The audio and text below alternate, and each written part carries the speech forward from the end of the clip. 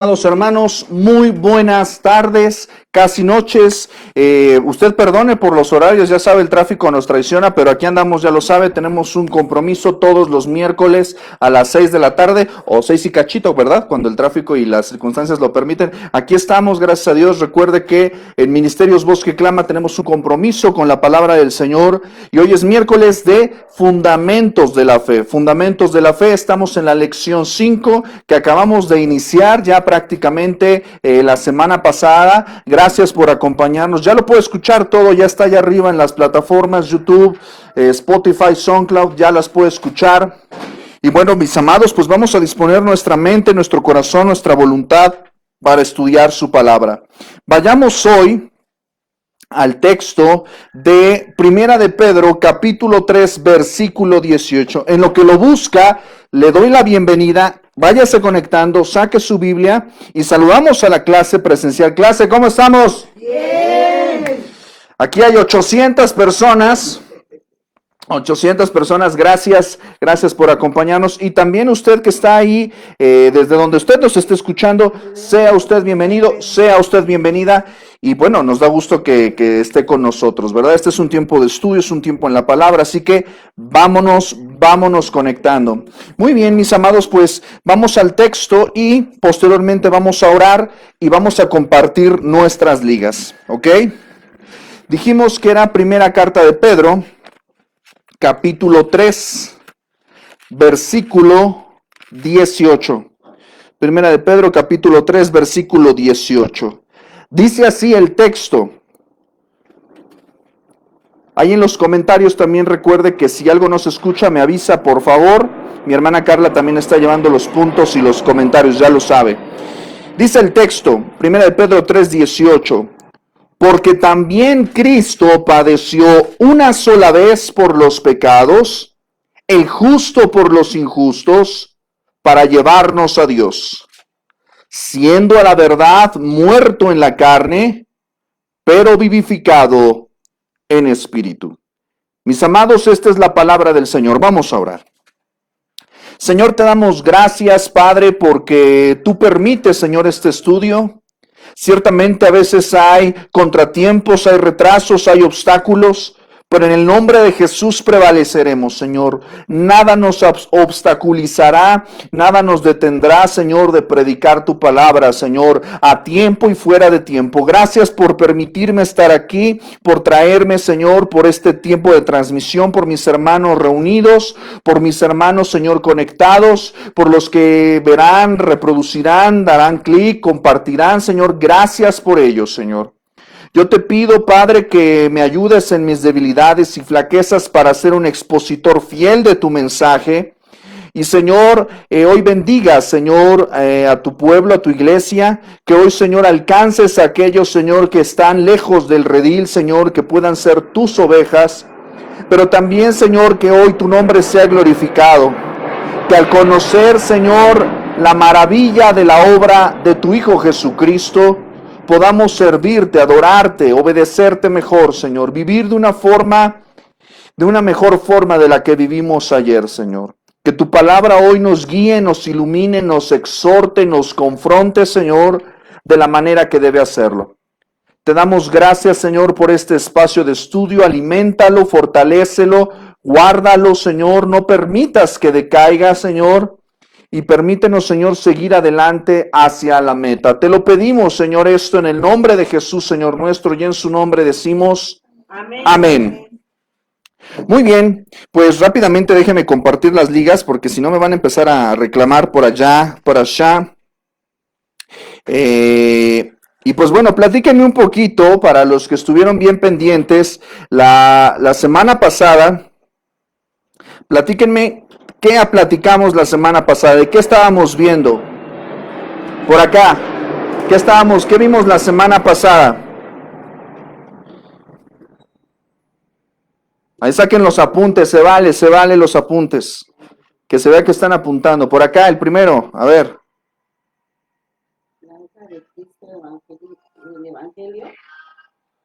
Ok, estábamos viendo la obra de Cristo, así es. Ok, la necesidad de la obra de Cristo, ¿verdad? Estábamos viendo la necesidad de la obra de Cristo y platicábamos acerca de que nosotros solamente podemos comprender la maravilla de la obra de Cristo cuando ¿qué? Pues cuando comprendemos nuestra necesidad, ¿verdad? No podemos nosotros apreciar correctamente el Evangelio hasta que nosotros no somos conscientes de nuestra condición de pecado. Esto es una cuestión importante y hoy vamos a completar parte de esto que hemos estado platicando acerca de la obra de Cristo, que es un tema amplio, pero vamos a tratar de ser concretos, potentes, breves también, porque es un tema que nos podría llevar más tiempo, pero hay otras cosas que tenemos que observar. Y también por el otro lado, cuando dijimos que el estudio de la persona y de la obra de Cristo está tipificado como se le llama en teología como. Hablamos de qué es la cristología. La cristología es la disciplina teológica que estudia la persona y la obra de nuestro Señor Jesucristo.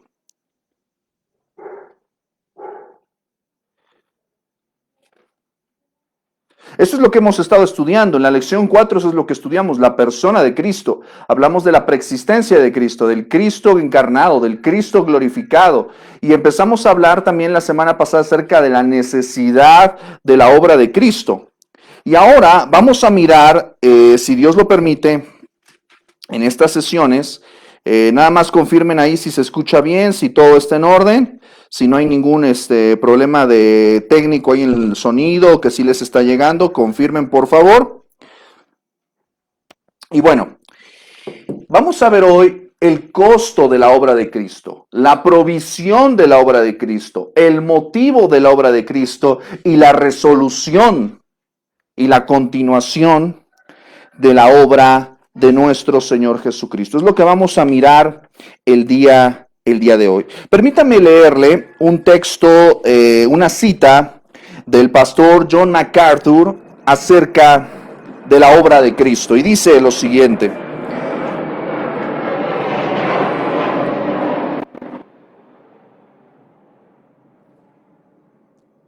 Es que doy chance para que pase el avión, para que no extrañen los aviones, ¿verdad?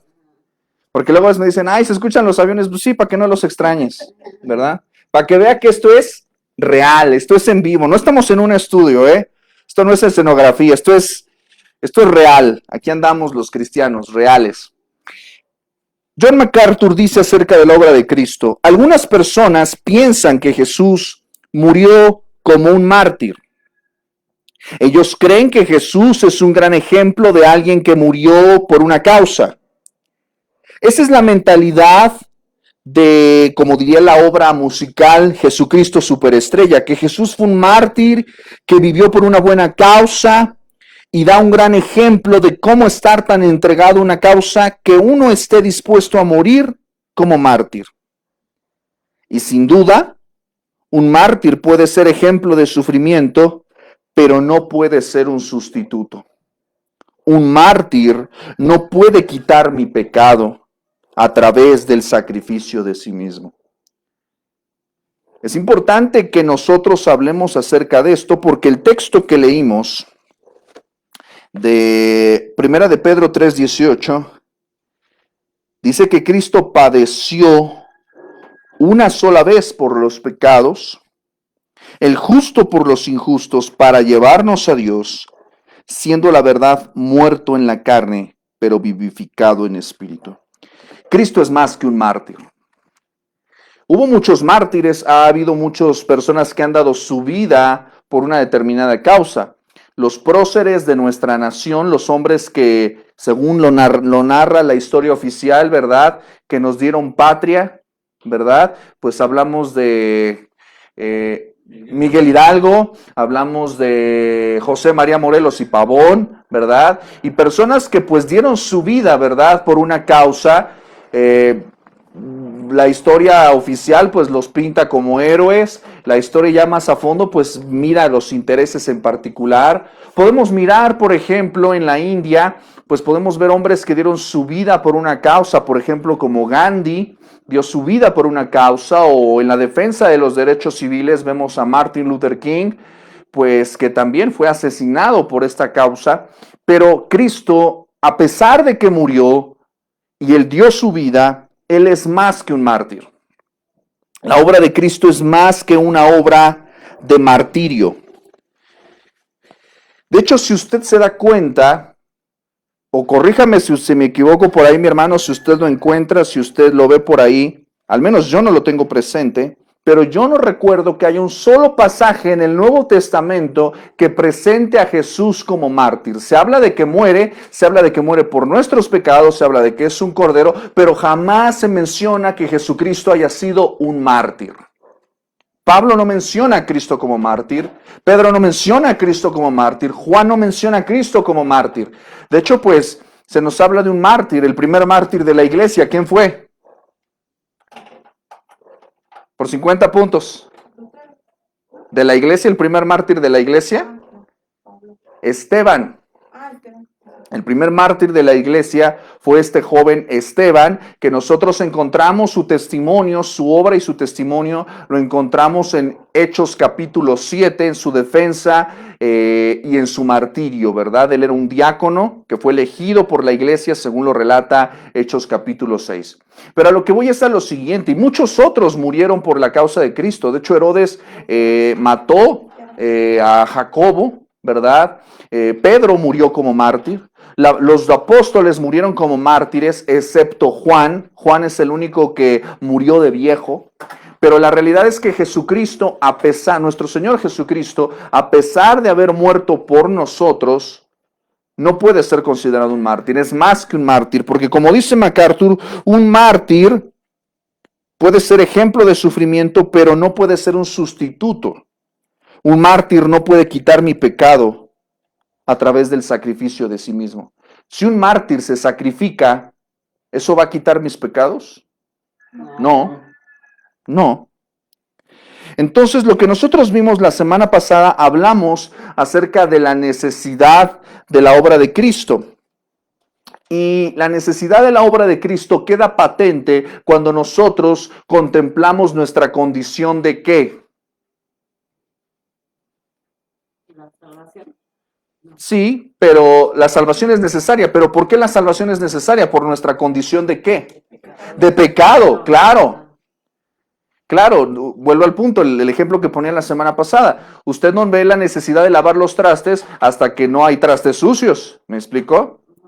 Entonces, es hasta que no vemos la realidad de nuestro pecado con su enormidad, con su gravedad, hasta que nosotros no vamos a buscar la salvación de Cristo, hasta que la predicación del Evangelio no me confronta con mi pecado y no me llama al arrepentimiento, el hombre no puede entender su condición de pecado. Ahora, ¿el pecado es un asunto grave? ¿Es un asunto serio? ¿Sí? ¿Y por qué lo toleramos? Pregunta. Y fíjese lo que le voy a preguntar, es un asunto complejo y serio. Toleramos, no sé, o sea, usted respóndase a sí mismo, una pregunta retórica. ¿Usted toleraría a una persona homicida que viviera en su casa? ¿Usted toleraría un homicidio en su casa? No. Digo, estoy tocando madera, ¿no? O sea, esperemos que eso no suceda en nuestro contexto, pero ¿por qué? Porque es un pecado serio, ¿verdad? ¿Un abuso? Claro que no. ¿Un robo? Pudiera parecer con lo que estoy mencionando que como que estoy bajando el tono de los crímenes, pero es exactamente lo mismo. Porque toleramos el robo. ¿Toleramos la mentira? Sí. Ya no hubo uniformidad, ¿verdad? Cuando hicimos homicidio, claro que no lo toleramos, pero decimos, toleramos la mentira. Pues sí, ciertamente sí la toleramos. Entonces, tal pareciese que no es tan grave. Decimos nosotros intelectualmente que es grave, pero no nos parece grave. ¿Por qué? Porque lo toleramos. No solamente en nosotros, sino lo toleramos en lo que nos rodea. Y ese es el punto. El punto aquí es el siguiente. Lo toleramos. ¿Por qué? ¿Por qué toleramos las cosas? Hace 20 años, para no ponerlos en predicamentos a nadie. Guiño, guiño. Usted salía a la calle y nosotros hoy día vemos expresiones que antes no veíamos. Hoy se toleran. ¿Pero por qué se toleran? Lo mencionaba hace un momento, Ale. Porque se vuelve común en el ambiente normal. Se vuelve común y se vuelve, entre comillas, normal. No lo ve, exactamente, las personas no lo ven mal, no lo ven grave. Empieza a bajar de tono, de color, de intensidad. Esto es una cuestión muy interesante porque nos vamos a dar cuenta, fíjese lo que le voy a decir, nuestra tolerancia al pecado responde primeramente a nuestro alejamiento de Dios. Entre más nos alejamos nosotros de Dios y de su palabra, más tolerantes nos vamos a volver con el pecado. Pero entre más usted se acerca a Dios y a su palabra, ¿qué cree? Más intolerante se va a volver usted al pecado, al suyo y al que le rodea. Intolerante no quiere decir que usted se vuelva un maníaco fanático que ande gritándole a la gente, un maniático religioso. No, sino simple y sencillamente va a estar usted incómodo. Y yo sé que usted, mi amado, mi amada, si usted se define como cristiano, usted vive en este mundo incómodo. Usted va a trabajar y ve cosas que están mal, que usted sabe que a la luz de la palabra están mal y se siente incómodo. Usted ve cosas incluso en su familia que sabe que están mal y se siente incómodo, porque sabe que no están correctos a la luz de Dios. En nuestra vida de congregación vamos cosas que no están bien y decimos, nos sentimos incómodos, incluso en un contexto de cristianos. Yo veo cosas en mí mismo y yo sé que a la luz de la palabra de Dios me hace sentir incómodo. ¿Por qué? Porque sé que están mal. Ahora, esto es una cuestión muy importante porque la tolerancia al pecado responde a mi acercamiento o a mi alejamiento de Dios. Y eso tiene que ver con cuánto yo estoy pensando en la palabra, meditando en la palabra, orando en la palabra, viviendo en la palabra, aplicando la palabra. En esa medida mi tolerancia se va a ir midiendo. ¿Ha escuchado usted este experimento del sapo? Bueno, dicen que nosotros pues nos vamos adaptando, ¿verdad? Hablan acerca del calentamiento global y dicen que pues nos vamos adaptando, que el clima ha ido cambiando y nos vamos adaptando.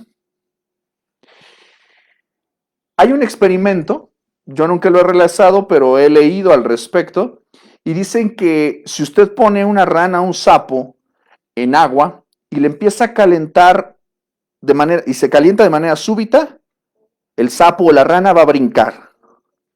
Pero si usted la calienta de manera gradual, no va a brincar, no va a saltar, se va a ir adaptando a esa temperatura.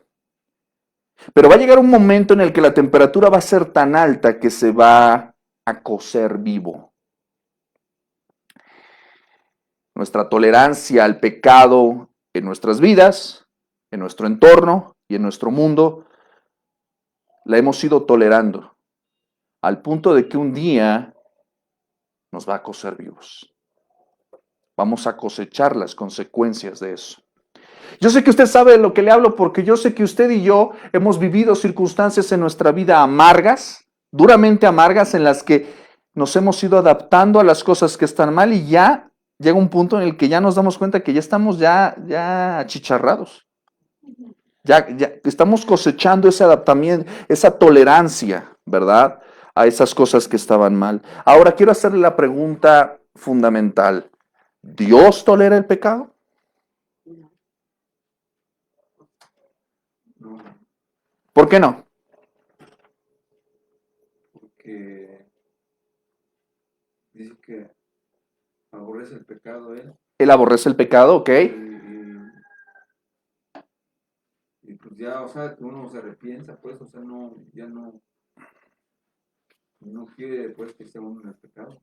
Claro. Ahora, ¿por qué? Y lo hice en pregunta, o sea, ¿Dios tolera el pecado? Creo que sí.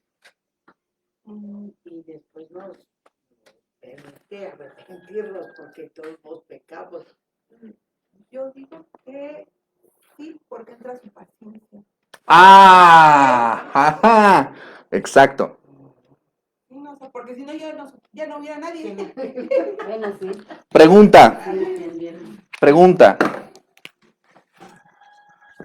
La tolerancia Sí, porque es intolerante. es lo mismo que la paciencia. No. No. ¿La tolerancia es lo mismo que la paciencia? No. Hablamos, cuando estuvimos estudiando los atributos de Dios, hablamos de un atributo fundamental, de hecho es el primero que estudiamos nosotros. ¿Por qué Dios no tolera el pecado? ¿Por qué lo aborrece? Porque Él es santo. Y eso significa que Él está completa y absolutamente y radicalmente apartado del mal. Ahora, ¿pero por qué sigue habiendo maldad en el mundo si Dios es 3 veces santo?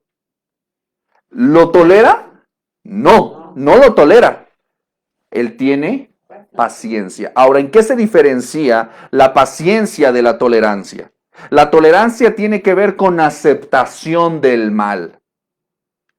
Hay un libro que medio terminé de leer, debo confesarlo porque estaba un poquito denso. Es un texto alemán de teología de un autor que no puedo pronunciar su nombre porque está en alemán, pero su apellido es Bernesch. Y lo que principalmente define acerca de la tolerancia es que la tolerancia es aceptación del mal. Lo que nosotros hoy vivimos es un tipo de tolerancia. Aceptación del mal, gradual. Poco a poco, día con día, negociamos con el mal. Negociamos con el mal. Hay un texto que hoy compartí en mi estado de A.W. Tozer que me pareció muy apropiado y dice lo siguiente. A.W. Tozer dice, un nuevo decálogo ha sido adoptado por los neocristianos de nuestro tiempo, cuya primera palabra dice, no estarás en desacuerdo. Y una nueva serie de bienaventuranzas que comienzan con, bienaventurados los que lo toleran todo, porque no serán responsables de nada. Ahora se acepta hablar en público sobre las diferencias religiosas con el entendimiento de que nadie tratará de convertir a otro, de señalar errores en sus creencias. Imagínese a Moisés aceptando participar en un panel de discusión con Israel sobre el becerro de oro. O imagínese a Elías entablando un diálogo muy amigable, muy caballeroso con los profetas de Baal. Hoy trate de imaginar a nuestro Señor Jesucristo buscando una reunión, debate, un análisis, un diálogo con los fariseos para limar las diferencias. La bendición de Dios está prometida al pacificador, pero es mejor que el negociador espiritual vigile sus pasos. Las tinieblas y la luz nunca pueden ser unidas por la conversación. Algunas cosas no son negociables. La tolerancia tiene que ver con una cuestión negativa y perniciosa. No puedo tener tolerancia. Dios no tolera el mal, lo que tiene es paciencia. Ahora, ¿qué es la paciencia? Y usted me va a entender, mi amado, mi amada, ustedes que tienen hijos. La paciencia es, te va a tocar. Ahorita que lleguemos a la casa, te tengo paciencia. Estoy muy enojado, no apruebo lo que estás haciendo y te voy a disciplinar y va a haber juicio sobre tu vida. Lo único que yo estoy manifestando es paciencia, no tolerancia. No festejo tus tonterías.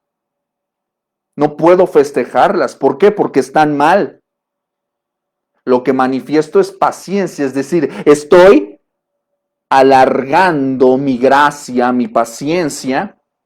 Es un momento de no justicia, pero no quiere decir que Dios no sea justo. Simple y sencillamente, y de hecho incluso el mismo texto de Pedro lo manifiesta. Dice segunda de Pedro 3:9, dice, el Señor no retarda su promesa, según algunos la tienen por tardanza, sino que dice, es paciente para con nosotros, no queriendo que ninguno perezca, sino que todos procedan al arrepentimiento. ¿Qué es lo que usted quiere cuando algo está mal en la vida de su familia, en su matrimonio? Pues que haya reconciliación, que alguien reconozca lo que está mal, que cambie, ¿verdad? O sea, hay que decir, claro, claro. O sea, ese es el punto. Ahora, Dios no tolera el pecado, simple y sencillamente tiene paciencia porque ya se ha dictaminado un día para la justicia y el juicio. Va a llegar la chancla santa. Va a llegar. O sea, un día Dios va a decir, ¿sabes qué? Ya. Y se va a quitar el cinturón y ahora sí. Es innegable. Por eso ahorita todos corren como niños traviesos. Y estoy siendo muy dulce. Porque dicen, pues todavía no. Todavía no. Tú síguele corriendo. Entre más le sigas dando, más grave va a ser el castigo. Dios no tolera el pecado. Gálatas 3:10 dice lo siguiente. Vamos a estar mucho con la escritura, así que sáquela por favor, porque vamos a estar mucho en el texto. Gálatas 3:10 dice, porque todos los que dependen de la ley, de las obras de la ley están bajo maldición, pues escrito está, maldito todo aquel que no permaneciere en todas las cosas escritas en el libro de la ley para hacerlas. Esto nos pone la vara muy alta. El planteamiento de Dios es, si tú no cumples la ley, estás maldito. Ahora la pregunta es, ¿quién la cumple? ¿Quién ha cumplido absolutamente y a cabalidad la palabra de Dios? Nadie. Eso no es posible. La ley lo que manifiesta es que nosotros somos pecadores y necesitamos ayuda. Por eso nosotros debemos de correr a Cristo, porque Él es el único que ha vivido a cabalidad la integridad de la ley y de las escrituras. Dice el texto de Efesios 5:6 que los que andan, dice que los hijos de desobediencia, opera en ellos el espíritu de la potestad del aire, ¿verdad? Ahora, como vimos en lecciones anteriores, Dios es santo y demanda que nosotros seamos santos, conformidad a esa santidad. ¿Eso qué significa? Que tú y yo no podemos vivir como se nos plazca. Tú y yo no podemos hacer lo que queramos. No podemos comportarnos como deseamos. No podemos hablar como yo quisiera. No puedo vivir yo como yo quiera. Tengo que vivir en conformidad a la Escritura, si me digo cristiano. Porque si no me digo cristiano, pues entonces haz lo que quieras. De todas maneras, te estás obligado a responder a la palabra de Dios. El hombre, ante la santidad de Dios, se enfrenta con su pecado. Romanos 3:3, ¿qué nos dice?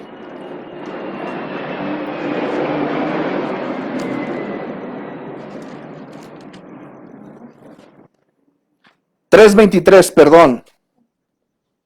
Lo leímos la semana pasada. Romanos 3:23, ¿qué nos dice? El que lo tenga lo lee. Yo. Sí, Por cuando todos pecaron, están destituidos de la gloria de Dios. exacto. Entonces habla de la universalidad del pecado. ¿Hay hombres que han pecado y otros que no? No. Dice que todos pecaron y todos están destituidos de la gloria de Dios. Hablamos de la destitución la semana pasada como una cuestión de bajar de rango, ¿verdad? Principalmente hablamos de eso. También, por ejemplo, Santiago 4:4 dice lo siguiente. Oh almas adúlteras, ¿no sabéis que la amistad del mundo es enemistad contra Dios? Cualquiera, pues, que quiera ser amigo del mundo se constituye enemigo de Dios. Entonces, la santidad de Dios es un asunto serio porque demanda de nosotros una forma de vida que debemos sostener a la luz de su palabra y con la ayuda del Espíritu Santo. Ahora, yo no puedo, fíjese qué radical, ¿no? Fíjese qué radical. La amistad del mundo es enemistad contra Dios. ¿Eso qué significa? ¿Qué cree que significa eso? Que hagamos cosas pasadas, las volvamos a hacer. O sea, saliéndonos del camino del Señor y hacer las cosas de verdad. Pues que uno esté con un piecito afuera y un piecito adentro, ¿verdad? Que uno esté, entro, salgo, o peor aún, ni entro ni salgo, ¿verdad? Lo mismo que le escribe el Señor a través de la pluma de Juan en Apocalipsis capítulo 3 a la iglesia de la Odisea. He aquí que no eres ni frío ni tibio, no eres ni frío ni caliente, eres tibio y por lo tanto te vomitaré de mi boca. O sea, eres ambiguo. Y me gusta la expresión que utiliza Santiago. Santiago es rudo. Y Santiago dice, oh almas adúlteras. Esto es una expresión interesante porque en este sentido utiliza la expresión almas adúlteras. Y cuando nosotros analizamos esto nos damos cuenta de que tiene que ver con la corrupción de un compromiso, de un pacto, ¿verdad? Cuando nosotros entramos en una disolución corrupta, en una contaminación, ¿verdad? Entonces nosotros estamos en un pacto con Dios. Y si yo soy amigo del mundo, si yo estoy coqueteando con el mundo, coqueteando con el diablo, coqueteando con la carne, eso es el adulterio espiritual. Ahora, creo que ese es un escenario que a nadie le gusta, ¿verdad? Creo que esa es una de las expresiones más tristes de nuestra condición humana, ¿verdad? Que se nos den cosas a medias, ¿verdad? Y Dios es radical. Dice, tú no puedes ser amigo del mundo. O sea, así como a la esposa no le gusta que tengas amiguitas, ¿verdad? Pues a Dios no le gusta que tú también tengas tus pecaditos. Eso no le agrada. Eso es una realidad. Si yo quiero ser amigo del mundo, si yo quiero tener una relación de concordia con el mundo, si yo quiero caerle bien a todos allá afuera, está bien, está padre. O sea, y esa es una cuestión que debemos nosotros retar.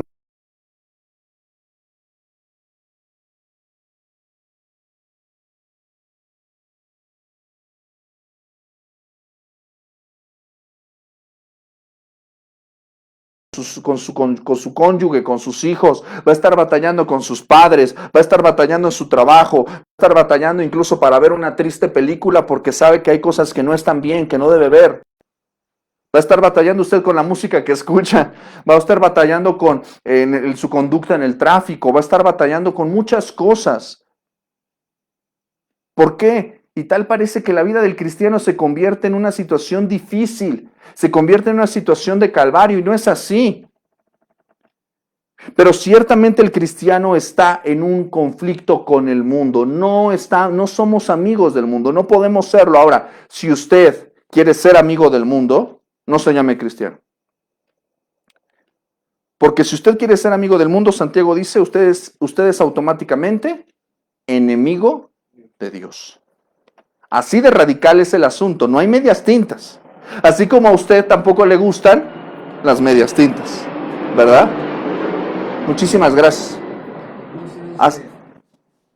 Pero está bien. ¿Sí?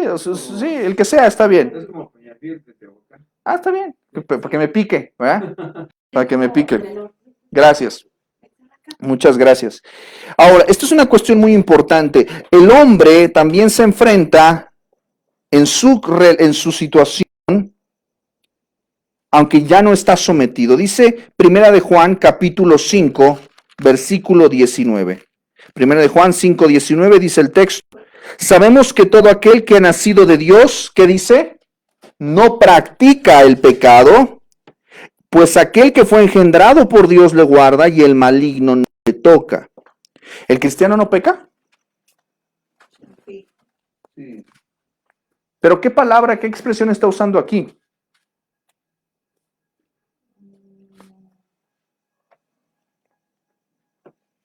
Dice, sabemos que todo aquel que ha nacido de Dios, ¿qué dice?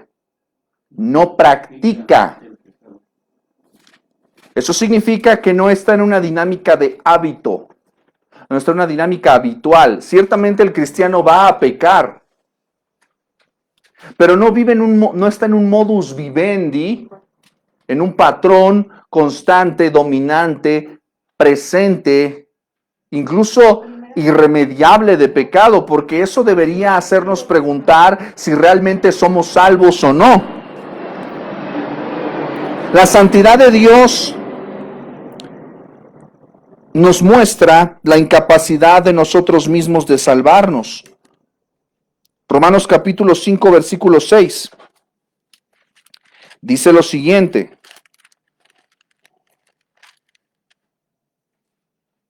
Porque Cristo, aun cuando éramos, ¿qué dice? Débiles, a su tiempo, murió por los impíos. La realidad es que tú y yo somos débiles. Tú y yo ante el pecado somos débiles. Yo estoy perfectamente seguro de que usted ha intentado en algún momento sortear algún pecado dominante en su vida por sus propias fuerzas. ¿Y cómo le ha ido? Mal. Mal. Ahora, podrá no pecar, pero ¿sabe con qué se enfrenta usted? Con el deseo de pecar. Usted podrá decir, voy a utilizar el ejemplo que usé la semana pasada. Usted podrá decir, ya no voy a tomar, juré que ya no voy a tomar. Y usted puede hacerlo, la fuerza de voluntad es muy grande. ¿Me explicó? Hay personas que no son cristianas que han dejado de tomar. ¿No? Que personas que van a grupos de AA, ¿verdad? Ahora, la pregunta es esta. Ellos ya no toman, pero ¿no tendrán ellos el deseo de tomar? Claro, por supuesto. Ahora, cuando nosotros estudiamos las bienaventuranzas nos damos cuenta de una cosa, y Cristo no solamente habla de que la ley es importante, sino la pone muy alta, incluso dice, no solamente no cometerás adulterio, sino dice, cualquiera que mirare y codiciare, ya está cometiendo adulterio. O sea, no basta solamente con el hecho de que digas, ay, bueno, quiero, sino que tengas la intención. De hecho, incluso va más allá y dice, bueno, no le digas ni siquiera no insultes a tu hermano. El problema no es que mates, eso es algo serio, pero que tengas el deseo de agredir a tu hermano, ya es solamente eso, constituye una violación a la ley. O sea, no solamente la pone difícil, sino la pone imposible prácticamente para el hombre natural. Por eso nosotros no podemos. Ahora, la realidad aquí es que nosotros somos débiles. Débiles porque en cierta medida yo me puedo abstener del acto del acto en sí mismo. Yo me puedo abstener de robar. Pero la realidad es, ¿desearía robar? Ahí es donde está el problema en el que yo me doy cuenta de que soy débil. Hay una expresión por ahí, ¿no? Que dicen que hasta con el arca abierta, que el justo peca, ¿no? Cajón abierto hasta el más justo peca. En cajón abierto hasta el más justo peca, ¿verdad? O sea, le brilla uno los ojitos. Sí, claro, pues, ajá, exacto. O sea, Pero a lo que voy es a esto. El problema no es no robar, sino el deseo de robar. Y Cristo ahí dice, nosotros somos débiles no solamente porque no lo hacemos, sino somos débiles porque si tuviéramos la oportunidad de hacerlo sin que nadie nos viera, lo haríamos. Es más, si no estuviera, o sea, esa es la pregunta que nosotros deberíamos hacernos. Si no hubiera ley, si no hubiera un Dios, ¿lo haríamos? Por supuesto que sí. Si habiendo Dios y habiendo ley, lo hacen sin titubear. Esa es la realidad de nuestra condición. Lo leímos nosotros en Filipenses 2 del 7 al 8. El que lo encuentre lo lea por acá. Filipenses capítulo 2, versículos del 7 al 8.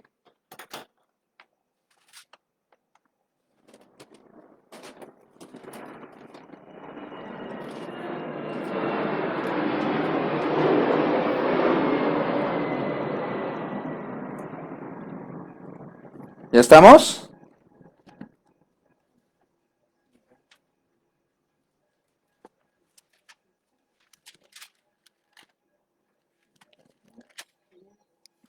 Dice el texto, sino que se despojó a sí mismo, tomando forma de siervo, hecho semejante a los hombres, y estando en la condición de hombre, se humilló a sí mismo, haciéndose obediente hasta la muerte y muerte de cruz. ¿Cuáles son, mis amados, a la luz de estos dos versículos, las tres cosas por las que Cristo vino a este mundo? Obediente. Para hacerse obediente. Se humilló a sí mismo. Ok, se humilló a sí mismo. Tomando la forma de siervo. Ok. Otra cosa, falta La una. muerte en la cruz. No necesariamente. Dice que se despojó a sí mismo. Ok. Dice que tomó la forma de siervo. Y dice el versículo 7 que se hizo semejante a los hombres. Ahora, ¿en qué forma él se humilló a sí mismo? Su condición de hombre. Dice el versículo 8. Obediente. En su condición de hombre, ¿qué hizo? Se humilló a sí mismo. Esta es una cuestión muy importante que nosotros lo veamos porque estamos hablando del costo de la obra de Cristo. Y el costo fue grande, como nosotros lo hemos visto. ¿Por qué? Porque lo principal que hizo fue despojarse a sí mismo. Se despojó de su gloria, tomó forma de siervo, aunque él es rey. Y se hizo semejante a los hombres, aunque él es Dios. Ahora, ¿en qué forma él se humilló a sí mismo? Pues haciéndose obediente. La pregunta que nosotros deberíamos hacernos es, ¿estaba obligado Dios a cumplir su palabra? ¿Está obligado el dador de la ley a obedecerla? Esto es una cuestión muy importante porque entonces nos damos cuenta de que él mismo se sometió a la ley, él mismo se sometió a su testimonio, él mismo incluso dice, cuando va a las aguas del bautismo, Juan no lo quiere bautizar, porque incluso le dice, yo necesito ser bautizado por ti y tú vienes a mí. O sea, tú eres el justo, tú eres el santo. O sea, Juan dice, oye, tú deberías bautizarme a mí, no yo a ti. Pero él le dice, deja para que así se cumpla toda justicia. Él se somete y por eso dice, este es mi hijo amado, en él me tengo complacencia. ¿Por qué? Porque ¿quién no se va a deleitar en un hijo obediente? ¿Quién no se va a deleitar en alguien que se somete? Que dice, sí, claro, Padre, lo que tú digas. ¿Me explico? Sí. Y un sometimiento que no es un sometimiento servil, sino es un sometimiento voluntario. Lo hago no porque tengo que hacerlo, sino lo hago porque quiero hacerlo. Es una cuestión muy importante. ¿Y hasta qué punto fue obediente? Dice el texto, hasta la muerte. ¿Nuestra obediencia alcanza ese nivel de seriedad? Si nuestra obediencia nos llevara a cruzar prácticamente a llevarnos a las fauces de la muerte, ¿Llegaríamos a ese nivel con tal de obedecer? Volvemos nuevamente al punto. ¿Toleraríamos la desobediencia con tal de salvar nuestra vida? Nosotros toleramos muchas cosas en nuestra vida con tal de no quedar mal. Toleramos muchas cosas en nuestra vida con tal de no ser exhibidos. Toleramos muchas cosas en nuestra vida con tal de el qué dirán.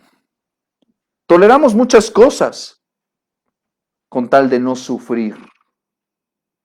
Pero sepa usted que la integridad y el seguir a Cristo nos va a hacer sufrir. Y él mismo dijo, todo aquel que quiera ser mi discípulo, tome su cruz cada día y sígame. Es decir, todo aquel que quiera ser cristiano va a sufrir. Cristo mismo sufrió hasta la muerte. Se hizo obediente hasta la muerte. La pregunta, ese es el costo. Es un costo alto, es un costo grande. Y la pregunta es, ¿a cualquier muerte? ¿Se sometió a cualquier muerte? ¿Durmió en su cama y ahí expiró? ¿O lo apedrearon como la ley lo marcaba?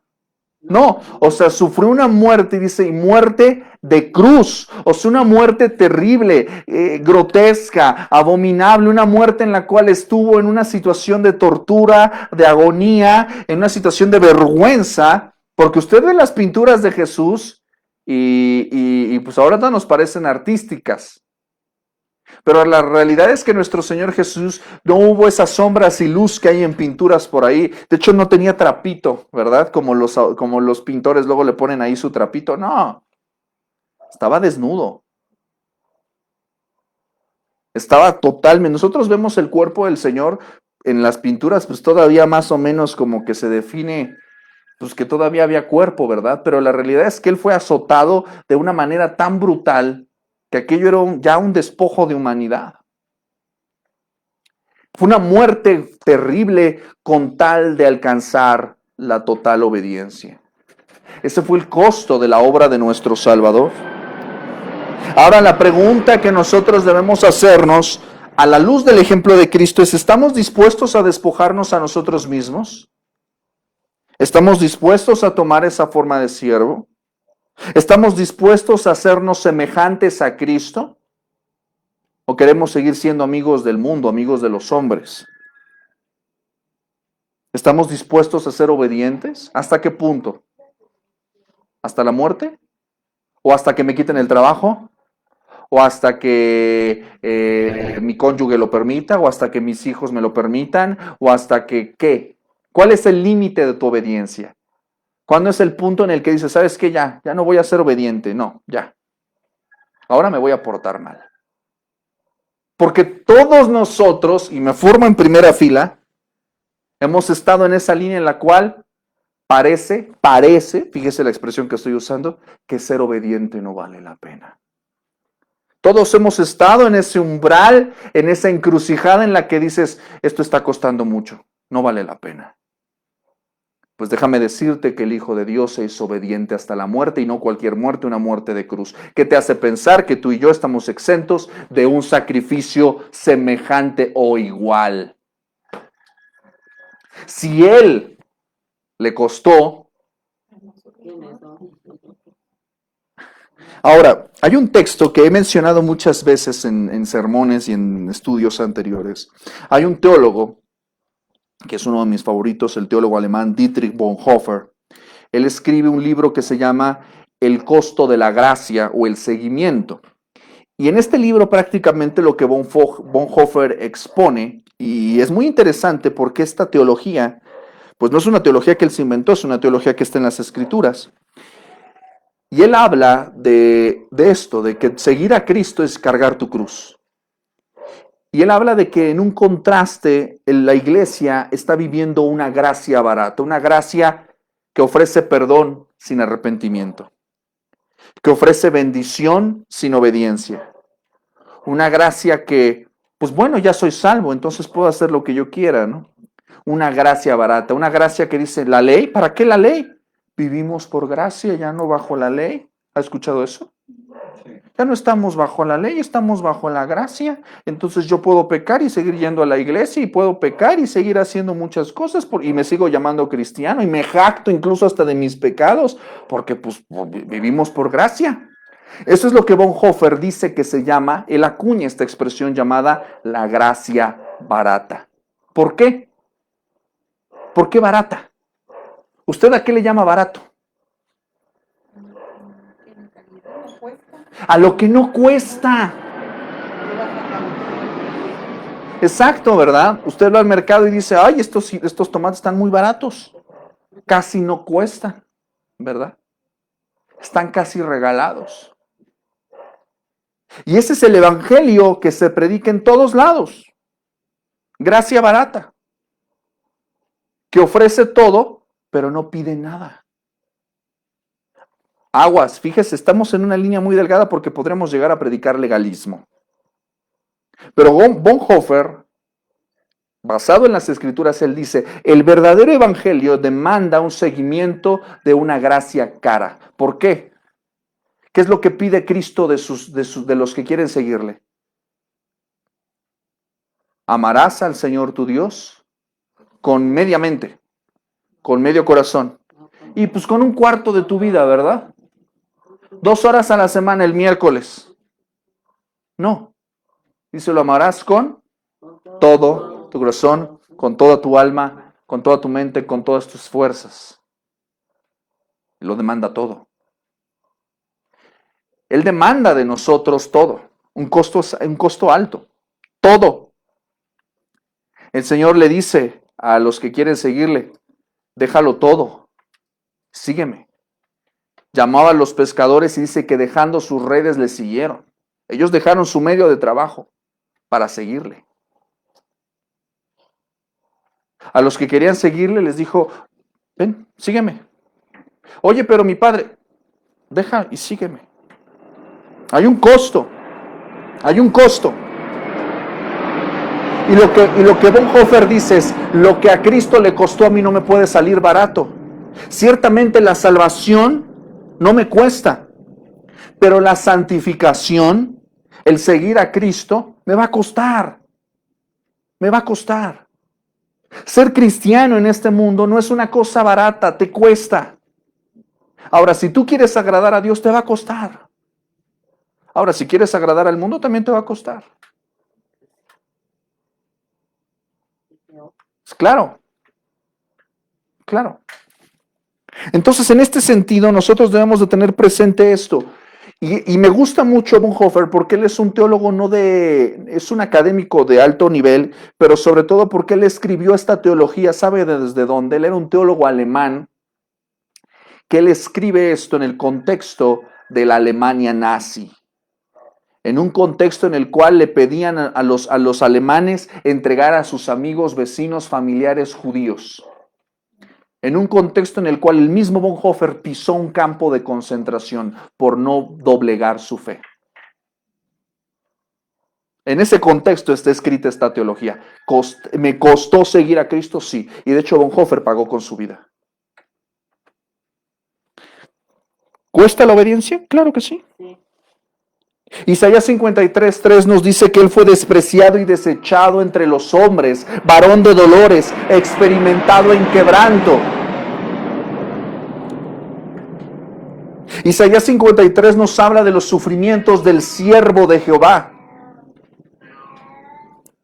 Ciertamente nuestro Señor Jesús sabe lo que es ser despreciado, sabe nuestro Señor Jesús lo que es ser desechado, sabe nuestro Señor Jesús lo que es el dolor, sabe nuestro Señor Jesús lo que es la aflicción. Él sabe lo que es vivir así. Dice que es experimentado en aflicción. Me encanta porque hay una imagen. ¿Ha visto usted La Pasión de Cristo de Mel Gibson? La pasan toda la Semana Santa, ¿verdad? Una obra maestra de la cinematografía y una película que rompió paradigmas porque todas las anteriores películas eran muy suaves todavía a la hora de hablar acerca de los sufrimientos de Cristo, pero Mel Gibson se va hasta la cocina. Se va hasta la cocina hablando del sufrimiento de Cristo. Y le animo a que la vuelva a ver de vez en cuando para recordar esto, porque y hay un meme por ahí que está Mel Gibson sentado con Jim Caviezel caracterizado ya con las heridas, o sea, está todo así sangriento, así herido. Obviamente es una actuación. Y dice, cuando yo le explico a Cristo que Él no entiende mi dolor. ¿Usted cree que Cristo no entiende su dolor? Sí, entiendo. Él es experimentado Sí, en aflicción. O sea, si tú le hablas de dolor, si tú le hablas de aflicción, si tú le hablas de desprecio y le hablas de ser desechado, Él lo entiende Sí, perfectamente. sí. Perfectamente. Ahora, la cuestión aquí, el costo, a ti te va a costar obediencia, como a Cristo también le costó obediencia y obediencia hasta la muerte. Ahora, la cuestión aquí es esta, el costo de pagar qué. Cuando habla uno del costo, pues está hablando de qué, de un precio a pagar, cuánto cuesta, ¿verdad? Ahora, el costo de qué, ¿qué es lo que se está pagando aquí? Exactamente. Esto es muy interesante porque si usted se remonta al texto de Romanos 6:23 es un versículo que usted debe de memorizar, porque prácticamente lo que dice es que la paga del pecado es muerte, mas la dádiva de Dios es vida eterna en Cristo Jesús, Señor nuestro. Pero utiliza dos expresiones aquí que contrastan. Hablando acerca 6:23, dice el texto, la que del pecado, la paga. La paga, y esto lo he explicado en alguna ocasión, la paga es algo que tú mereces, que tú te has ganado, por lo cual tú has trabajado. Una dádiva es algo que usted no se merece, no ha trabajado y no se ha ganado. ¿Me explico? Si usted firma un contrato en una empresa y usted le dan un salario quincenal, usted llega al final de la quincena porque fue todos los días, cumplió la hora, trabajó, hizo incluso más, usted pues evidentemente espera a que se le pague, ¿verdad? Pero si usted no fuera a trabajar y aún así se le pagara, eso es una dádiva. Una dádiva es un regalo. Esto es una cuestión muy importante porque el Señor Jesús, estando en la cruz, dentro de estas 7 frases, o que se conoce también como 7 palabras que Él dijo estando en la cruz, Él utilizó una en particular que Él dijo, consumado es. ¿La recuerda? Cuando hubo acabado todo, Él dijo, consumado es. Él gritó en voz alta una expresión en el griego, la palabra es tetelestai, que quiere decir, ya todo fue pagado. Tetelestai es una expresión contable. Es una expresión contable en la cual el saldo, los números rojos, la cuenta que estaba a deuda, ¿qué cree? Ya fue pagada. El saldo del pecado, el saldo ya fue pagado. ¿Por qué fue pagado? Es importante que usted reflexione en esto porque lo canta, lo escucha, lo lee, pero ¿sabe qué significa? ¿Por qué pagado? Jesús lo pagó, ok, eso queda claro, pero ¿por qué se pagó? ¿Qué se pagó?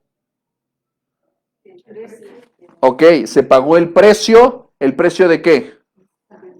El precio del pecado, pero ¿era un precio de qué?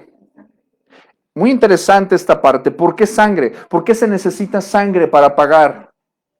¿Por qué no puso un precio en monedas? ¿Por qué no puso un precio en vidas? ¿Por qué no poner un precio en tierras? ¿Por qué no poner un precio? Usted puede comprar hoy cosas con bienes, ¿verdad? Le pueden pagar con coches, le pueden pagar con bienes, le pueden pagar en especie, le pueden pagar de muchas maneras, ¿no? Ciertamente, ¿no?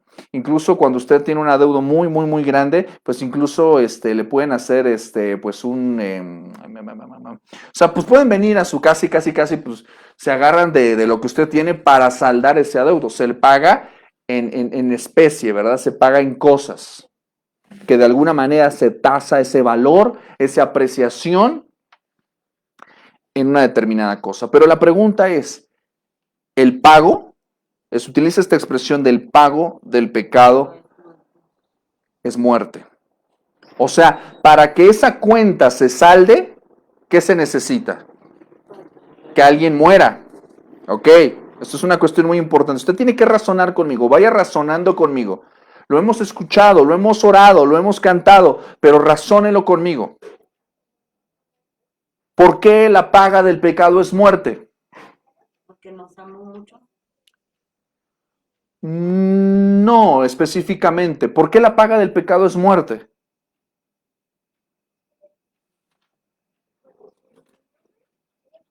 Estamos estableciendo que este principio del costo, ¿de dónde viene? ¿Cuál es su origen? Bueno, desde el inicio Ajá, hubo una muerte espiritual. ok. Ajá. Entonces ahora tenía que... ¿Cuál inicio? Desde la creación. Desde la creación, ok. Ajá. Ya cuando nos saca, ahí ya hubo un rompimiento, una muerte espiritual. Ok. Entonces, ahora el precio de sangre es porque iba a haber una muerte y a través de esa muerte es un sacrificio para el perdón de los pecados, ¿no? Ok. Estás llegando a un punto muy interesante. Esto es muy importante. Vamos a ejercitarnos. Yo sé que los pongo a batallar un poquito a parir chayotes, pero es importante. ¿Por qué? Porque así usted va a saber el porqué de las cosas, a cómo están ahí. La paga del pecado es muerte, principalmente porque el pecado es un asunto caro. El pecado es un asunto caro.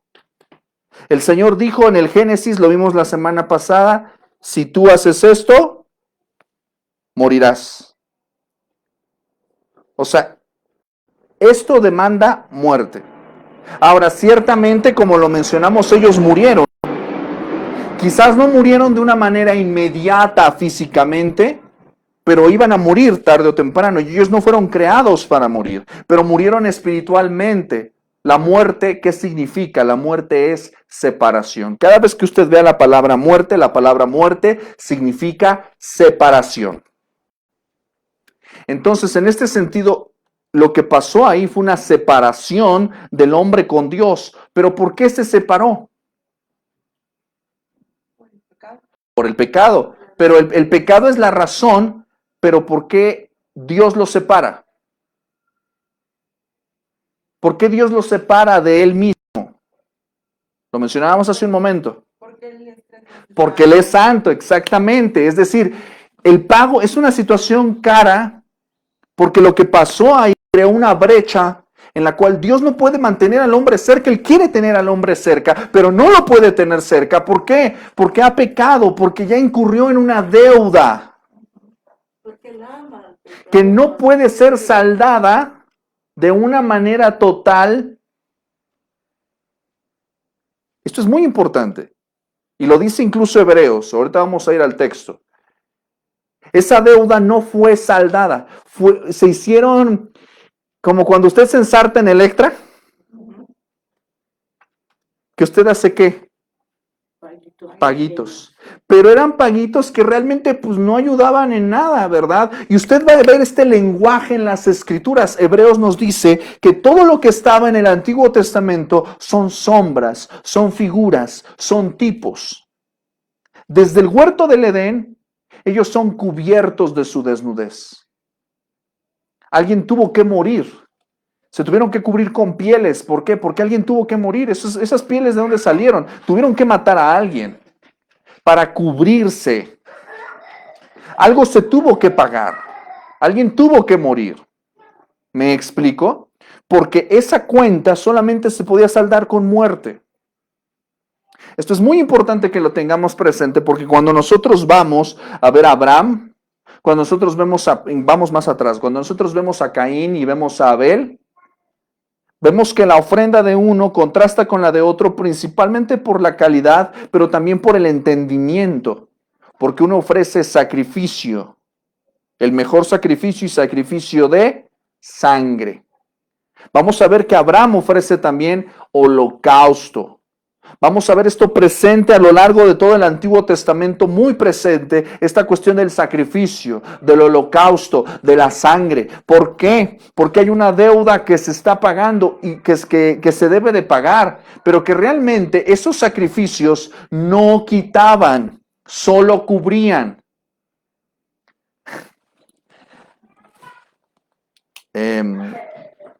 ¿Ha empeñado usted algo? No diga que sí, para no balconear a nadie, ¿verdad? Cuando usted empeña algo, yo sí he tenido que ir varias veces. Cuando usted empeña algo, usted va a la casa de empeño con algo que se presupone que es algo valioso y usted va con el evaluador y le dice, mira, a ver cuánto me das por mis lentes. Y pues él te dice, te tasa según lo que él considera o lo que se está manejando en el mercado como esto. Ok, perfecto. Él te dice, pues te ofrezco tanto, ¿lo aceptas? Ok, sí, o ok, no. Si tú lo aceptas, ok, te haces un contrato en el cual te comprometes a pagar esa cantidad con intereses, o si no puedes cubrirla a su totalidad en una determinada fecha, lo que vienes es con lo que se conoce como un refrendo, o lo que viene es con un pago de intereses, ¿verdad? No pagas la totalidad, pero pagas una fracción por el interés, el beneficio de yo prestarte. ¿Me explico? O sea, ¿yo qué gano con prestarte? Pues ahí está el beneficio, ¿me explico? Se cumple la fecha establecida y por lo tanto pagas un beneficio. Eso es lo que pasa, ¿verdad? Para la gente pudiente que no va a casas de empeño. Pero a lo que voy es a que, ¿qué es lo que pasa? Los sacrificios de la antigüedad no pagaban. Solamente cubrían momentáneamente, temporalmente, fugazmente. ¿Por qué? Porque seguían pecando. Esa es una realidad. Ahora, porque no se compara la sangre de los toros y de los machos cabríos, lo dice también el texto de Hebreos. Vamos a Hebreos capítulo 9. Ahora, ¿qué es lo que pasa? Por eso se habla del costo, porque cuando nosotros vamos a Cristo, vamos a darnos cuenta de una cosa. Cristo es el Cordero de Dios, dice Juan, que quita el pecado del mundo. ¿Por qué? Porque Él es el Cordero sin mancha, sin defecto. Él no solamente es el sacerdote, sino es la ofrenda ofrecida. Él es el Cordero que será sacrificado. Ahora, en ese sentido, ¿por qué Cristo quita el pecado y las otras criaturitas, los otros animalitos, por qué no lo quitaban? Imagínense cuánto animal no se mató en sacrificios. Muchísimos.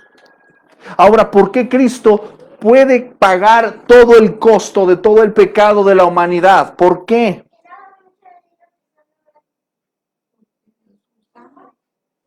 Dio su sangre, sí, pero también en este sentido es muy importante que tengamos presente que quien estaba muriendo en esa cruz no era cualquier persona.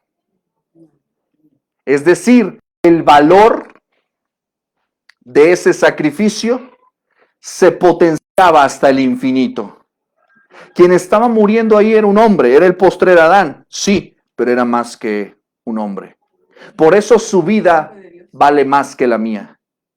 Por eso su sacrificio vale más que el mío. Por eso su sacrificio es infinitamente mejor que cualquier otro sacrificio que se haya podido hacer. Por eso cuando tú y yo tratamos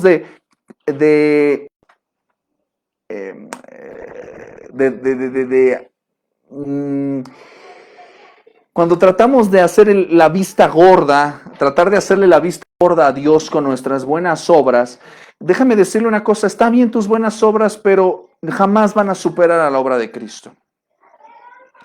Cristo pagó, dice el texto de 1 de Pedro 3:18, lo acabamos de leer al inicio de la clase, el sacrificio de Cristo, ¿cuántas veces se hizo?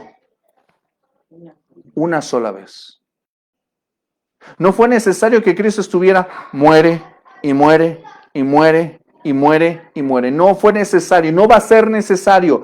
Jamás va a ser otra vez necesario que muera otra persona por los pecados de la humanidad. Jamás. Jamás. ¿Por qué? Porque el sacrificio de Cristo es suficiente, lo cubre todo, y porque su sangre, como nosotros hemos cantado, es preciosa.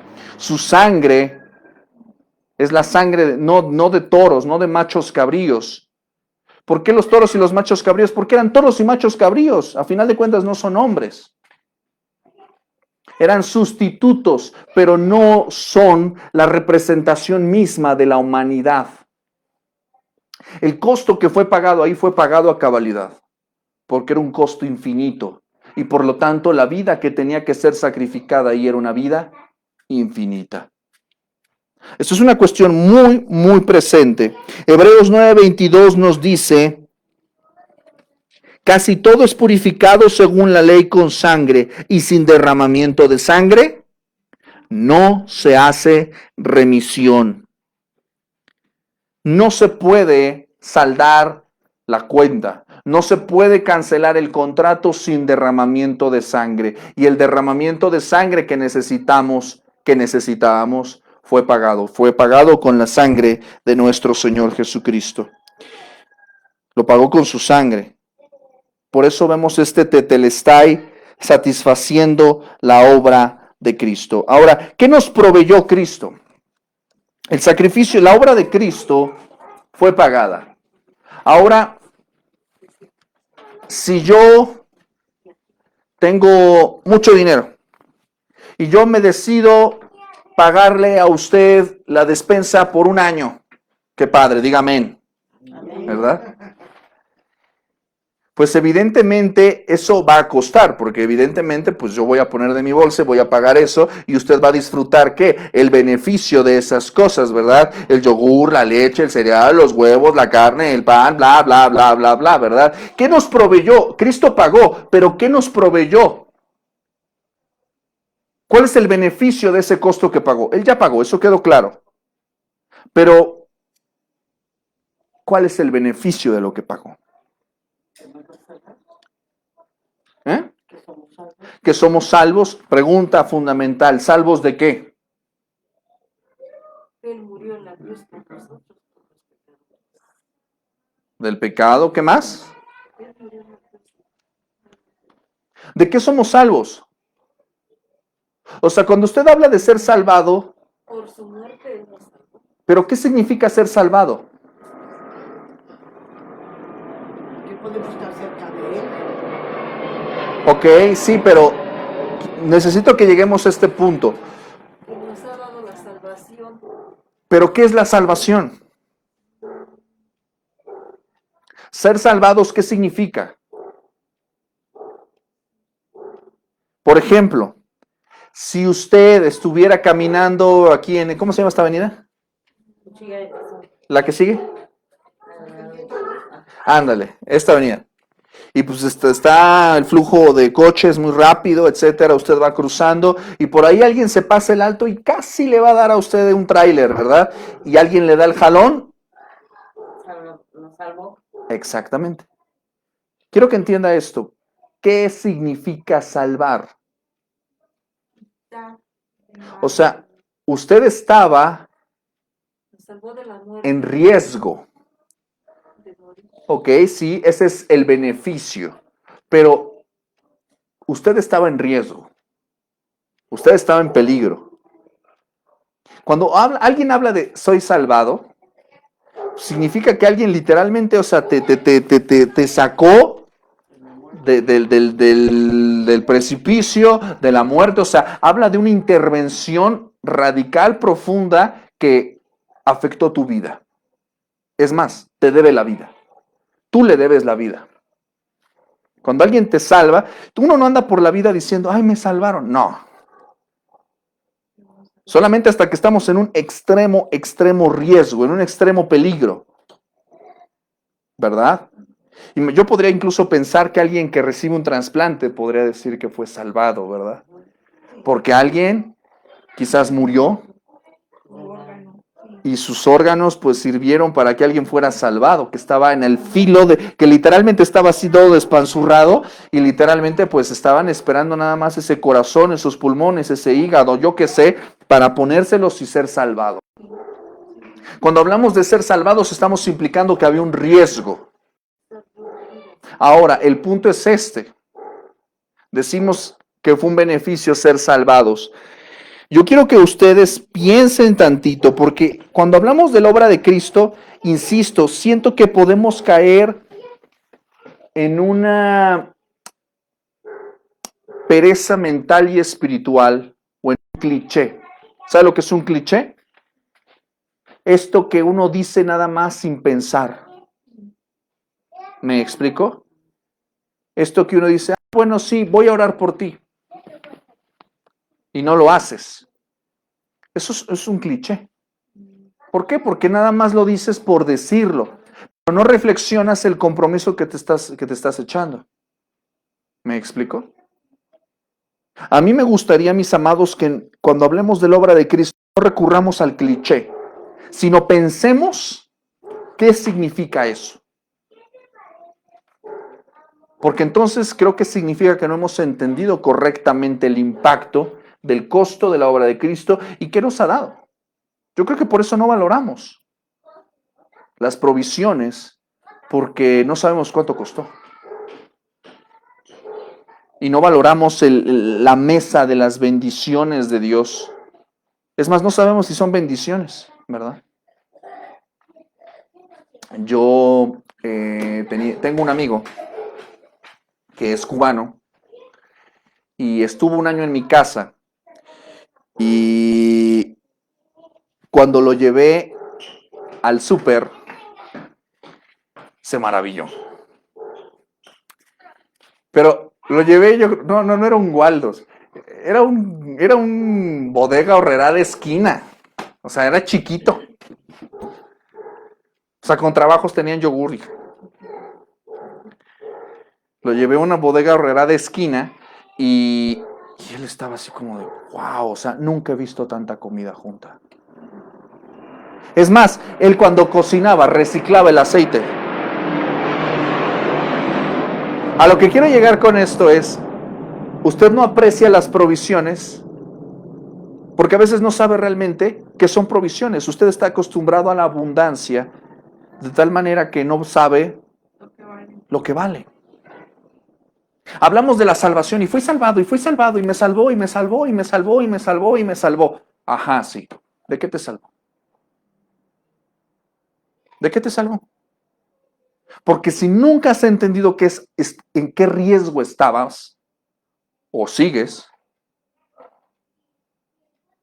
o sea, si usted estuviera cruzando esa calle, sígame en el ejemplo que le acabo de mencionar, usted no ve el tráiler. Probablemente usted no se ha dado cuenta del tráiler que viene hacia usted. ¿Me explico? Y probablemente se le jaló y se le aventó a la banqueta y usted, pues, qué padre. Pero usted jamás se dio cuenta del tráiler. Eso es a lo que voy. Usted se le ha dado vida, pero la pregunta es, ¿sabe realmente el riesgo en el que estábamos? Vuelvo a preguntar, ¿hemos sido salvados de qué? De la muerte. De la muerte, sí. Pero hemos sido salvados no del pecado, no de la muerte y no del infierno. Esos son beneficios. Fuimos salvados primeramente y antes que nada de la ira de Dios. Fuimos salvados primeramente y antes que nada de la ira de Dios. Porque es la ira de Dios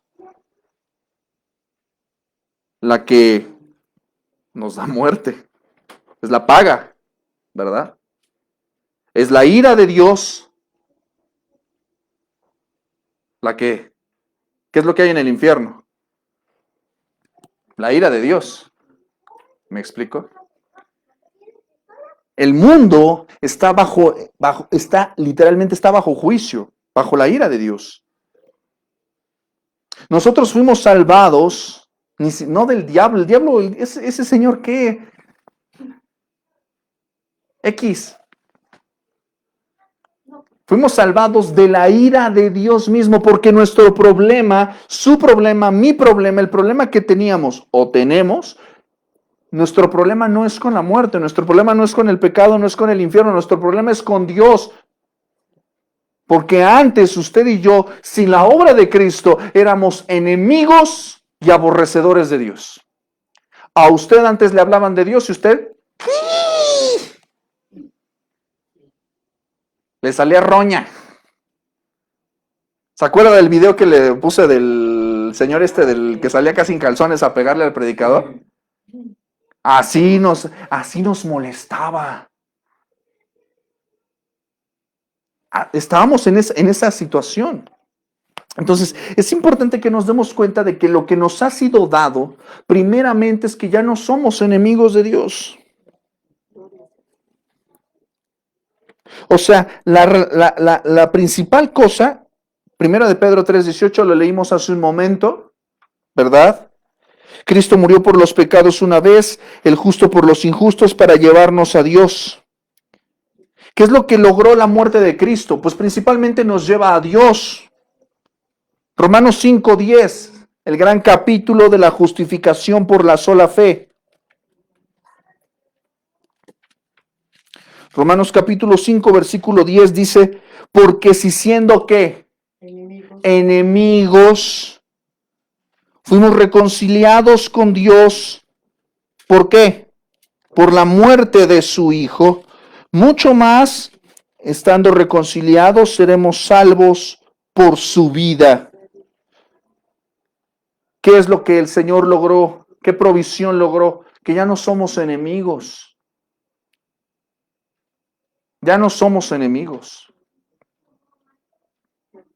¿Verdad? Entonces, en este sentido, usted debe tener presente que lo principal que Jesús logró para nosotros es comunión con Dios. Antes usted no podía tenerla. Ahora la tiene. Antes usted estaba peleado con Dios y Dios estaba peleado con usted. Pero ahora, ¿qué cree? Ya no. Segunda de Corintios, capítulo 5, versículo 21. 5:21 dice el texto, al que no conoció pecado, por nosotros lo hizo pecado, para que nosotros fuésemos hechos justicia de Dios en él. ¿Qué es lo que ha hecho Cristo, la obra de Cristo en nosotros? Nos ha hecho justos, nos ha dado justicia. Está llenando, ¿verdad? Ahí su libro, está apuntando, ¿verdad? Apúntenlo ahí, por favor. ¿Sale? Ahí está el video, lo puede volver a ver, ¿verdad? Vea que más fácil no se la puedo poner, de veras. O sea, le doy las respuestas y hasta grabadas. Yo espero que usted también, que si usted está llevando su libro, también lo esté contestando, por favor, ¿verdad? Más fácil no se la puedo poner. Gálatas capítulo 1, versículo 4.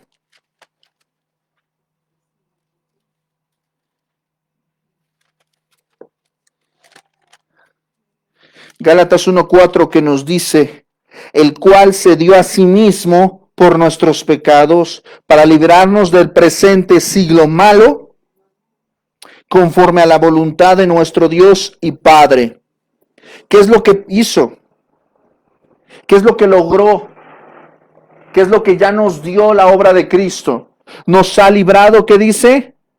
Del presente siglo malo. Es decir, que esta época, estás libre tú de la influencia de esta época. Por eso, por ejemplo, Pablo también escribe en Romanos capítulo 12, dice, os ruego, hermanos, por las misericordias de Dios, que presentéis vuestros cuerpos en sacrificio vivo, santo, agradable a Dios, que es vuestro culto racional. Y no os conforméis a este siglo, sino renovaos por medio de la renovación de vuestro entendimiento, para que comprobéis cuál sea la buena voluntad de Dios, agradable y perfecta. Es decir, no te conformes a este siglo, no te adaptes a este entorno, no te acostumbres porque esta estadía es pasajera.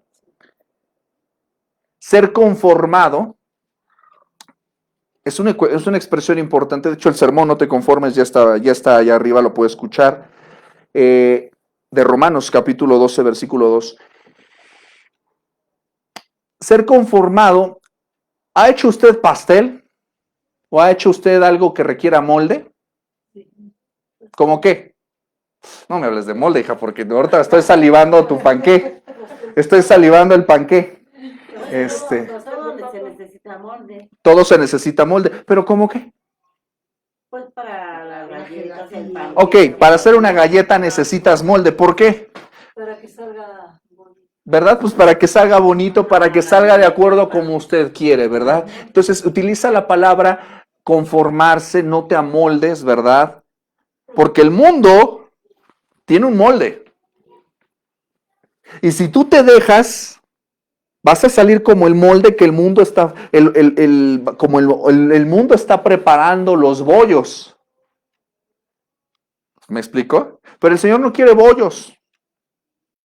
El Señor quiere otra cosa. Él quiere un panqué, un molde de panqué. No quiere bollos, quiere panqué. ¿Me explico? Entonces, pues el molde de bollos no es lo mismo que el de panqué. Exactamente, pero nosotros tenemos que conformarnos, nosotros tenemos que vertirnos en otro molde. ¿El molde de quién? El molde de Cristo, porque tú y yo no debemos de ser conformados no a la imagen de los de allá, sino a la imagen de Cristo. Jamás vamos a ser como Cristo, pero sí podemos semejarnos a Cristo, ¿verdad? Quizás el pan no le va a salir como en la revista, pero probablemente le salga parecido, ¿verdad? Pero solamente le va a salir parecido si usted se apega al molde y se apega a la receta, ¿verdad? Ya voy a dejar de hablar de pan. Voy a dejar de hablar de pan, ¿verdad? ¿Qué otro beneficio nos dio Cristo con su obra, con su sacrificio? Efesios 1:7. No se pierda, Gálatas, Efesios, ahí está luego. Efesios 1:7 dice el texto. En quien tenemos, ¿qué dice? Redención por su sangre, el perdón de pecados según las riquezas de su gracia. Redención. Cuando usted habla de redención, principalmente está hablando que usted ya ha sido librado de un pago, ¿verdad? Usted ya ha sido librado. El Redentor, Carlos H. Spurgeon, el príncipe de los predicadores, tiene un sermón acerca de este concepto que amplía con gracia y maestría, en el cual, basándonos en Job capítulo 19, dice, yo sé que mi Redentor vive. Y él habla del Redentor en el texto hebreo. El Redentor es la palabra hebrea es el Goel. Y el Goel cumplía tres funciones. Principalmente era alguien que pagaba una deuda, alguien que vengaba una afrenta de sangre, ¿verdad? Y alguien que daba un rescate, ¿verdad? Por eso, cuando usted, por ejemplo, ¿ha leído el libro de Ruth? Sí. Bueno, el libro de Ruth, pues vamos a ver que esta chica que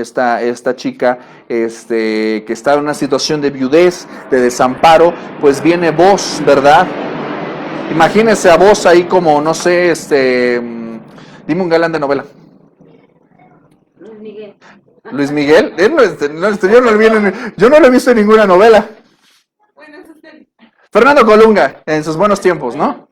Porque ahorita pues ya está, ya, como a todos nos va a llegar. Bueno, pues imagínate a vos así como Fernando Colunga, ¿verdad? Él es el galán de esa novela, ¿verdad? Ya te lo imaginaste, sí, ya te veo así. ¡Ay! Que recoja sus gavillas. Sí, ¿verdad? Así recogiendo, sí, no, ya. Ya te imaginaste ahí hasta el soundtrack. Entonces el Redentor, pues era esta persona que, ¿qué pasaba según la ley del levirato? Si una viuda de mi familia, por ejemplo, si alguien quedaba viuda y yo era de esa familia, un varón, yo tenía la obligación de levantar descendencia a mi hermano. Es decir, casarme con esa persona para levantarle descendencia, según la ley de aquellos entonces, ¿ok? En ese sentido, el Redentor viene a ser una persona que venga, que salva, que rescata, alguien que te echa la mano, ¿verdad? ¿Iba a preguntar algo? No. Y entonces a lo que voy es a lo siguiente: Cristo nos ha dado redención mediante su sangre, es decir, nos ha vengado, nos ha rescatado, nos ha comprado, ¿verdad? nos ha comprado de esclavitud, nos ha rescatado de nuestros enemigos, ¿verdad? Nos ha vengado de las afrentas del mundo. Somos redimidos por su sangre. Ese es un beneficio, es una provisión que nos ha sido dado. Romanos 6, del 6 al 7. Romanos capítulo 6, versículos del 6 al 7. Dice el texto: sabiendo esto, que nuestro viejo hombre fue crucificado juntamente con él, para que el cuerpo del pecado sea destruido, a fin de que no sirvamos más al pecado, porque el que ha muerto ha sido justificado del pecado. ¿Qué nos ha dado aquí Cristo en sus provisiones, en su obra? ¿Qué es lo que nos ha dado? Pues principalmente que nuestro cuerpo de pecado ha sido destruido. Ahora, ¿eso qué significa? ¿Que no tiene usted deseos de pecar? Sí, pero ciertamente en este sentido, Pablo, por ejemplo, utiliza nuevamente la expresión de crucificado, ¿verdad? Dice que nuestro viejo hombre fue crucificado. De hecho, en Gálatas, por ejemplo, 2:20 dice, con Cristo estoy juntamente crucificado. ¿Eso qué significa? Que ya estamos conscientes y que también nosotros ya decimos no, porque, o sea, ya no pecamos así como que deliberadamente, porque ya sabemos lo que significa, ¿no? Pecar. Pues sí pecamos a veces deliberadamente, pero déjame decir algo. Por esto la expresión de Pablo es muy potente. ¿Un crucificado está muerto? No, es agonía, En agonía. Está en agonía, ¿ok? ¿Por qué está en agonía? no muerto. Porque no ha muerto y está, por ejemplo, en un crucifijo. Ok, está en una cruz, ¿verdad? O en un accidente. Ahora, ¿qué significa estar crucificado? O sea, el martirio, la tortura, porque de hecho, pues esa era una tortura. La tortura de la cruz es muy importante para nosotros, porque dice que nosotros hemos sido crucificados. Nuestro viejo hombre, la vieja tú, el viejo yo, el viejo usted, el viejo yo, ha sido crucificado. ¿Qué significa esto? Pablo dice, con Cristo estoy juntamente crucificado. ¿Se acuerda de estos malhechores junto a la cruz? Pues ahora usted póngase ahí. Ahora, ¿eso qué significa? Fíjese en la ilustración potente de lo que está diciendo aquí. Estar en una cruz. Pregunta número 1. ¿Estar en una cruz es algo cómodo? No. ¿Por qué? Porque estamos hablando de que hay una agonía física, ¿verdad? Estamos expuestos al escarnio, a la vergüenza, al vituperio. Ahora, ¿ser crucificado significa que yo me puedo bajar e irme? No, ¿Por qué? porque no está clavado. Está clavado claramente, ¿verdad? Entonces, imagínese, Pablo que es un hombre inspirado por Dios, pero también es un genio, utiliza esta expresión de decir, con Cristo estoy juntamente crucificado. Mi viejo hombre a veces quiere bajarse. Ya no puede. Con Cristo estoy ahí estoy. Estoy sufriendo. Y a veces y me duele y siento que me muero, pero no estoy muriendo. Estoy entre que me muero y no me muero. Estoy en agonía. Mientras estoy en esta carne, estoy en agonía. Mi carne se quiere bajar. Me dicen, bájate de ahí. Mira que aquí está bien padre. Aquí abajo, rey. Aquí nos la vivimos, mira, requete suave. Bájate. Estaba leyendo, de hecho, las lecturas de McChain, del día de hoy y de mañana. Van a hablar sobre Lucas 23 y Lucas 24. Pero Lucas 23, Lucas 22 y 23 nos va a llevar al sufrimiento de Cristo. Y le decían, los que estaban ahí al pie de la cruz, decían, si eres el Cristo, bájate. Si eres Cristo, si eres el Hijo de Dios, bájate, sálvate a ti mismo. 3 veces le repiten, sálvate a ti mismo. Ahora, ¿por qué es importante que nosotros reflexionemos en esto? Porque el mundo, la gente allá afuera nos dice, sálvate a ti mismo. Pero déjame decirte una cosa, tú no te puedes salvar a ti mismo. El que has decidido ser cristiano verdaderamente está clavado a la cruz. Eso significa que aunque quiera bajarse, no puede. A veces lo desea, a veces le dan ganas, pero recuerda que estar junto a su Cristo es mejor. Es mejor estar con Cristo crucificado que estar sin Cristo allá abajo. Es mejor. Es mucho mejor. ¿Por qué? Porque lo que está siendo crucificado, lo que está clavado ahí, es una persona que merece estar ahí. Tu viejo hombre merece ese lugar en la cruz. Y no me vas a decir que no. Esa persona horrible y abominable que eres, con el debido respeto que usted merece, pero que usted sabe, yo sé que soy una persona horrible y nefasta, que merezco estar en esa cruz, debo estar en esa cruz. Es más, me conviene estar en esa cruz, porque si no estuviera en esa cruz estaría perdido. Estar en esa cruz representa mi salvación, mi libertad. Déjeme decirle que a veces la libertad de las otras personas es esclavitud y nuestra esclavitud es libertad. El que es esclavo de Cristo es más libre que los que son esclavos del pecado, porque ellos no pueden dejar de pecar, nosotros sí. Y sí podemos dejar de pecar, ¿por qué? Porque estamos clavados a la cruz. Duele, por supuesto, pero sé que me conviene. Estar en esa cruz me conviene. Estar clavado a esa cruz me conviene. Yo no debería de buscar desclavarme de esa cruz. Por eso Pablo dice que para él el vivir es Cristo y el morir es ganancia. Vivir para Cristo no es mío, ¿verdad? ¿O es de alguien?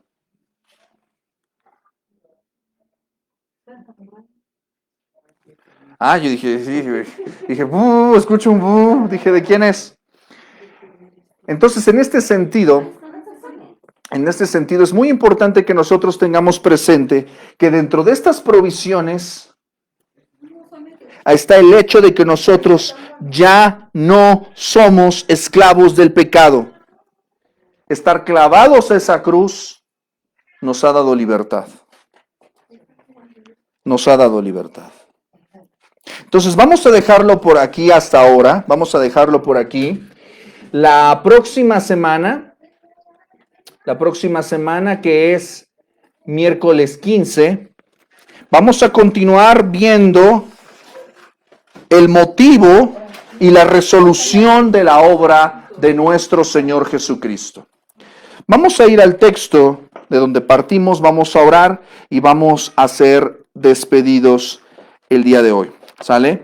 Y pues bueno, creo que vamos a ir poco a poco. Insisto, yo sé que a veces las lecciones a veces no son tan emocionales, ¿verdad? A veces como que sentimos que si no hay lagrimita y no hay emoción, como que no hubo clase. Pero lo importante es que usted medite, piense, razone, reflexione sobre su fe. No basta con decir amén, hay que saber en lo que se cree.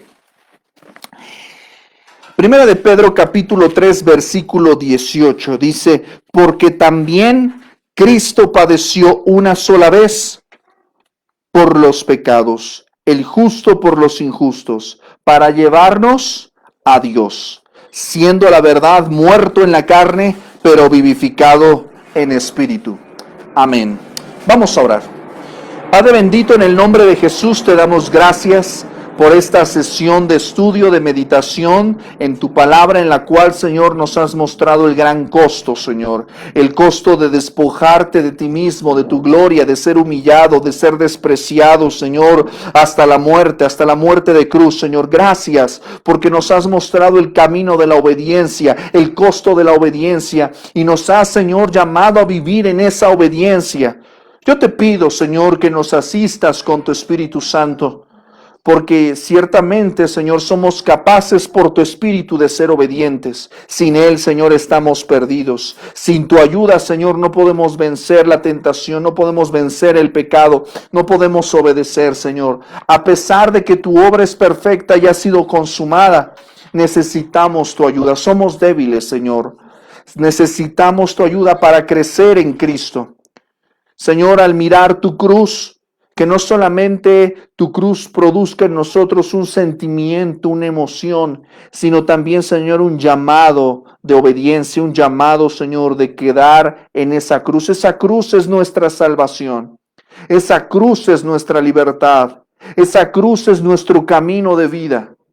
Fuera de esa cruz estamos perdidos. Fuera de esa cruz estamos lejos de ti. Fuera de esa cruz, Señor, no somos nadie, Señor. Señor, gracias por lo que nos has ofrecido. Queremos vivir una gracia, pero no barata. Queremos una gracia, Señor, pagar, si lo pudiéramos decir así. No podemos pagar tu sacrificio, pero sí queremos, Señor, vivir en gracia, pero en una gracia que honre tu sacrificio, que honre el costo de lo que tú hiciste en la cruz del Calvario por nosotros. Permítenos vivir de ese modo y glorificar tu obra, Señor. No tirarla por tierra, no vituperarla. Permítenos vivir en coherencia a esa obra maravillosa. Todo ello te lo pedimos en el nombre de Jesús, nuestro Señor y Salvador, y su obra suficiente en nuestras vidas, y en su nombre decimos: amén. Mis amados hermanos, muchas gracias por acompañarnos en esta sesión de estudio. Ya sabe que los miércoles son miércoles de fundamentos de la fe, y ya sabe que el Ministerio Voz que Clama tenemos un compromiso con la palabra de Dios. Hoy empezamos tardecito, pero la próxima semana me aplico, ya lo sabe. Y cheque porque en los próximos días estaremos subiendo la clase a YouTube, a Spotify y a SoundCloud. Esta semana estamos subiendo también el primer sermón de la serie Reformando nuestra fe. Así que no se lo pierda, por favor. Y nuestras lecturas de Robert Murray McCheyne de el texto de la palabra del Señor. Vamos a cerrar el año con todo en la palabra del Señor. Así que acompáñenos, siga orando por nosotros, siga apoyándonos a través del trabajo, con su asistencia. Gracias, clase, gracias, audiencia digital. Dios los bendiga. Apóyenos también con sus ofrendas, sus oraciones. Seguimos trabajando. Dios les bendiga, cuídense mucho y recuerden, a Dios sea la gloria. Hasta pronto.